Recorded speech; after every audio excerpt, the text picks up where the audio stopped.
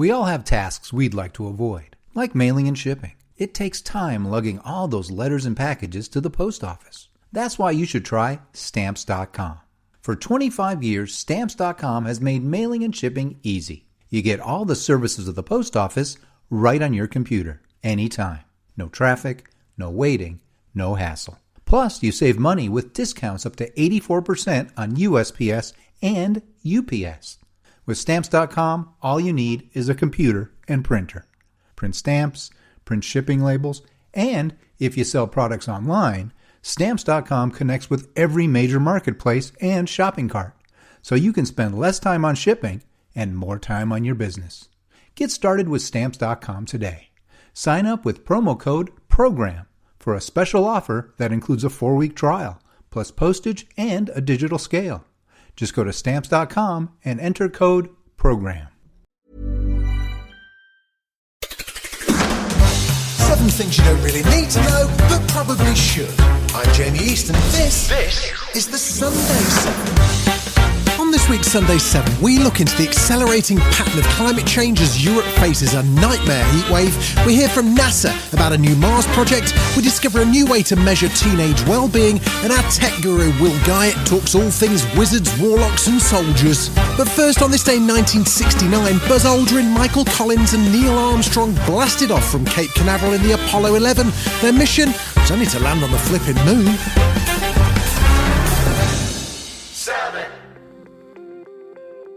Southern Europe's facing an extreme heat wave over the next week, with temperatures in Spain and Italy expected to break new records at up to 45 degrees. The heat wave's so extreme, it's been given a name. Italian meteorologists have christened it Cerberus, inspired by the 3-headed dog that guards the gates of hell in Dante's Inferno.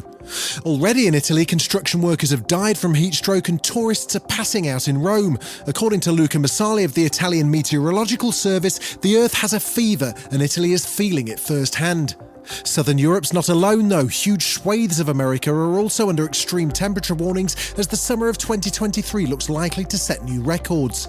It's not just heat either. There've been flash floods across the globe, in India, in Spain and in the US state of Vermont. Meanwhile, in South Africa, they've had snow for the first time in a decade.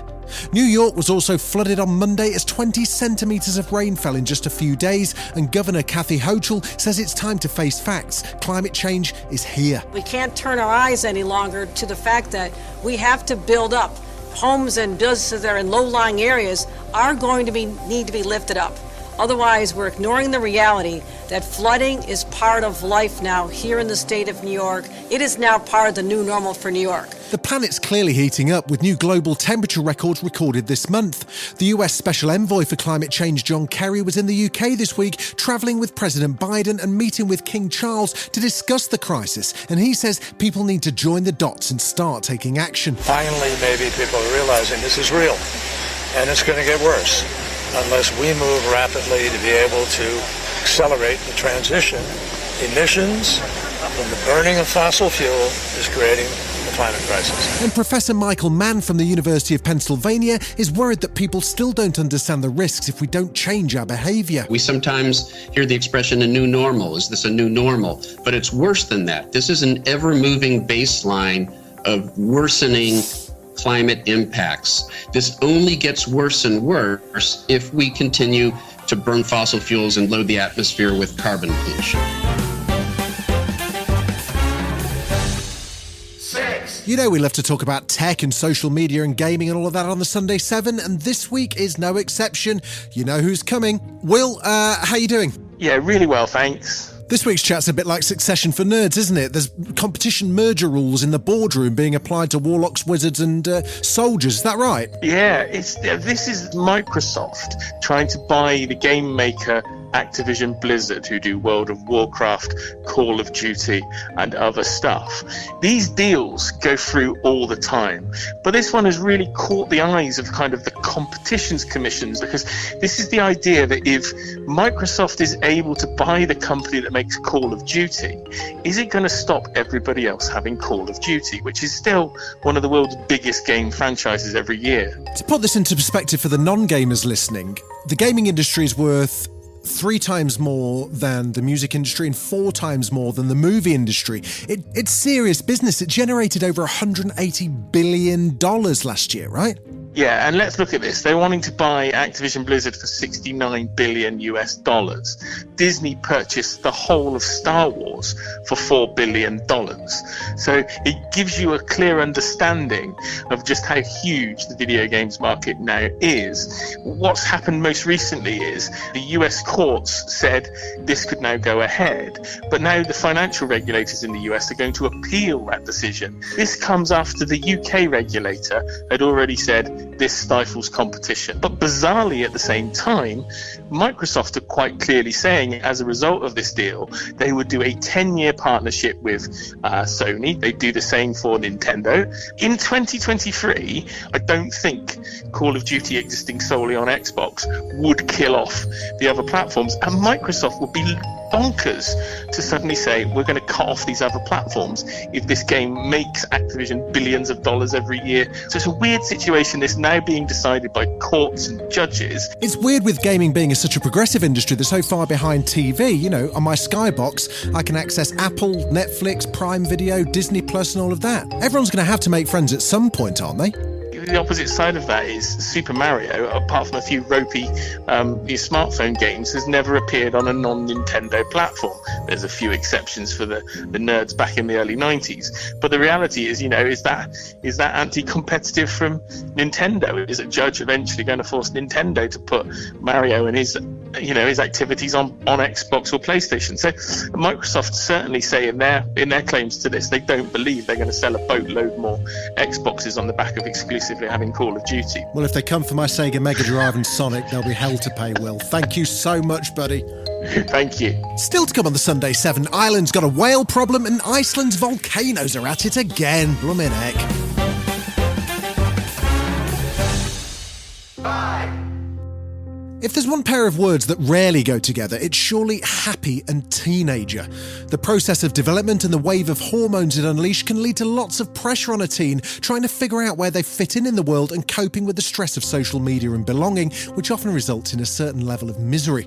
But a new study from the University of Cambridge says we're focused on the wrong thing. It's not about happiness, it's about life satisfaction and eudaimonia. That's looking at overall competence, motivation and self-esteem. On the line now, we've got psychologist at the University of Cambridge, Dr. Tanya Clark. Tanya, how are you doing? Very well, thank you. How are you doing? It's really good to be on the show. As a parent, this study really resonated with me and I found it fascinating.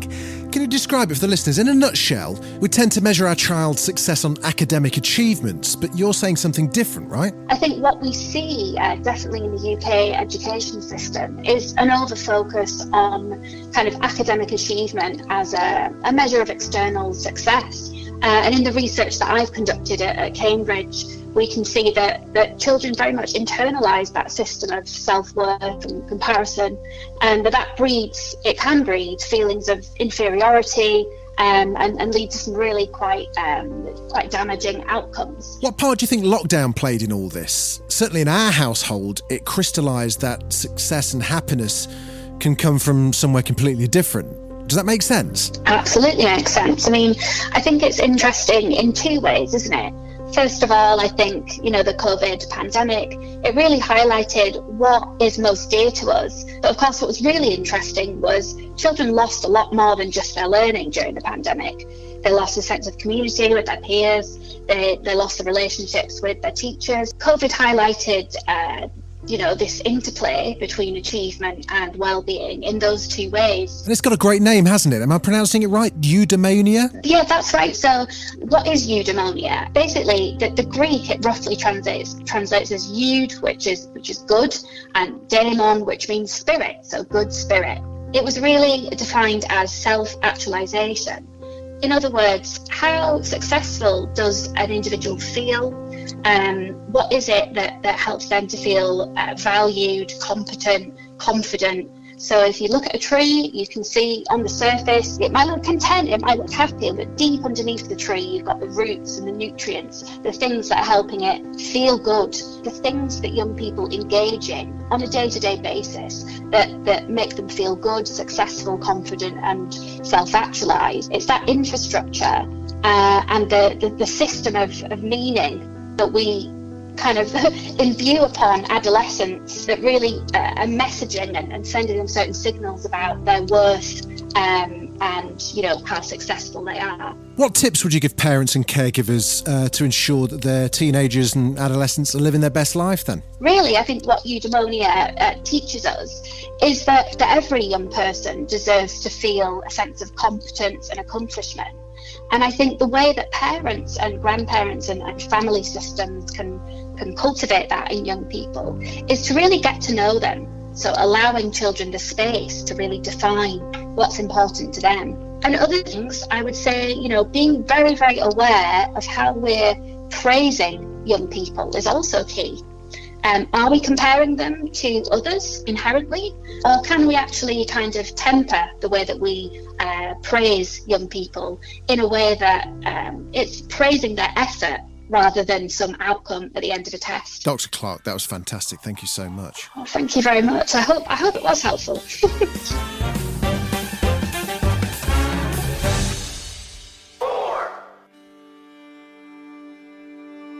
Way back in 2010, the world's airlines ground to a halt with 100,000 flights grounded. The reason? An Icelandic volcanic eruption called Eyjafjallajökull. Goodness gracious me, apologies to any Icelandic people listening. The ash it threw into the atmosphere caused huge concern about the damage it could do to jet engines, so in the interest of safety, air travel closed down across Europe for about 10 days. And the exciting news is, well, it might be about to happen again. This time, it's the much easier to pronounce Fagradalsfjall volcano, which began erupting violently again on Monday. Icelandic authorities have warned tourists to stay clear of the area and cautioned this eruption's been more explosive than previous events in 2020 and 21. Dr. Matthew Roberts of the Icelandic Meteorological Office says we've entered a new phase of seismic activity. The peninsula hasn't been active in many, many centuries, volcanically active. Now we're in this new period where it seems that magma from great depth is reaching the Earth's surface with remarkable frequency. These events have been preluded by seismic activity, swarms of earthquakes, many of which have been felt, and this is now a repeating cycle of activity. Still to come on the Sunday 7, we discover pine needle paracetamol and NASA's virtual Mars mission. Right after this. Welcome back.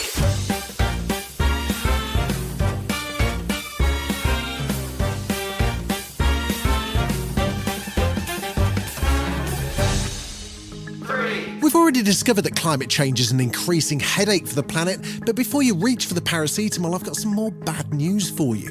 It turns out many common pharmaceuticals are manufactured in a process that depends on crude oil, so your headache medicine isn't sustainable and isn't even planet-friendly. But we've got some good news for you. A team at the University of Bath have come up with a clever solution which will enable both paracetamol and its stronger cousin ibuprofen to be made using pine trees. And hopefully on the other end of the line now, we've got Research Associate at the University of Bath, Dr. Josh Tibbetts. Josh, how are you doing? Yeah, I'm good, thanks. Nice to speak to you. Yeah, you too. Fascinating story. Can you give us a bit more idea about what it means? You know, so you found a way of... Well, pine trees can cure headaches, it seems. That's what we're hoping. I guess it's not controversial to say that our energy and fuel needs in future will be met by renewables such as solar and wind. But the chemical industry, and in particular the pharmaceutical industry, are still going to require a source of carbon in order to make the products that we use every day. And so there's been lots of focus on biofuels and biopolymers, but what we wanted to target was a bio version of paracetamol and ibuprofen. And so we looked at the biorenewable carbon sources available to us, and terpenes, which are made from the paper making process, can actually be used, and we've used scalable and sustainable chemistry to turn them into paracetamol and ibuprofen. So was this a concerted effort to find painkillers within this, or was it a happy accident? How did it come about? Because it seems like kind of like pretty random. Yeah, so we were interested in using terpenes and seeing if we could kind of create a biorefinery, is what we're calling it, whereby we take this waste stream from the paper industry, which is inherently biorenewable, and target a variety of products. And so one of those that we really wanted to target was drug molecules. And rather than going for drugs which are produced in very low volume for very kind of niche applications, we thought we would try and target the highest volume drugs available on the market. And obviously everybody knows what paracetamol and ibuprofen are, and it was fortunate for us that the volumes of turpentine available to us every year, as well as the volumes of these painkillers that are produced, are very well matched. It's difficult to see why people wouldn't want to take these drugs as opposed to ones made by crude oil. How far off are we, do you think, from it being widely available? We've proven it on a lab scale. In terms of turning it into an industrial process, that requires a whole other set of skills and significant investment. And really, I think there will be, does the pharmaceutical industry and indeed the government have the drive to implement chemistry such as ours and many other groups around the world? Given our current record at achieving net zero, you'd think they'd do everything they can possible, wouldn't you? Yeah, that's certainly what we're hoping. And in targeting these high volume pharmaceuticals, we really hope that this can be kind of an example of the fact that you can turn biorenewables into drug compounds, which previously has been greatly underappreciated. I mean, great brand name for you already. Pine, not pain. How's that? You can have that for free. Yeah, that's brilliant. We've definitely been riffing on a few, but yeah, that's good. I like that.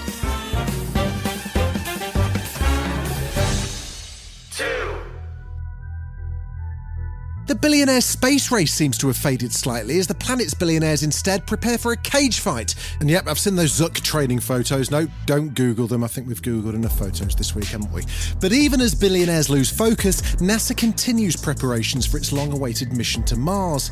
The Artemis moon landing program's intended to reactivate the skill sets needed for manned flights and landings on other planets, with the next step being another round of moon landings. But the big goal's a manned mission to Mars, and they've stepped up preparations with a team of researchers who voluntarily entered a sealed habitat in Texas which replicates life on the red planet. They're due to spend a full year locked away, and NASA have done their best to make things as realistic as possible. So, for example, if you text one of the Mars residents, it'll take 22 minutes before they receive it. NASA's Dr. Suzanne Bell is the lead for NASA's Behavioural Health and Performance Lab, and she says this is essential research to understand what humans will need on the trip. We will learn from it, for sure, and I might change my answer after the mission. But I think what's really important here is to understand how to help humans survive and thrive in this extreme resource-restricted environment. And so what we're really doing is informing future risk and resource trades. Payloads and what we can send somewhere, such as Mars, will always be limited, so we have to prioritize. Do you send more variety in food? How do we have communication back to not only mission control, but family and friends? And really what I hope to learn and what our team hopes to learn is how do we best inform those and make those trades that can survive and thrive on Mars?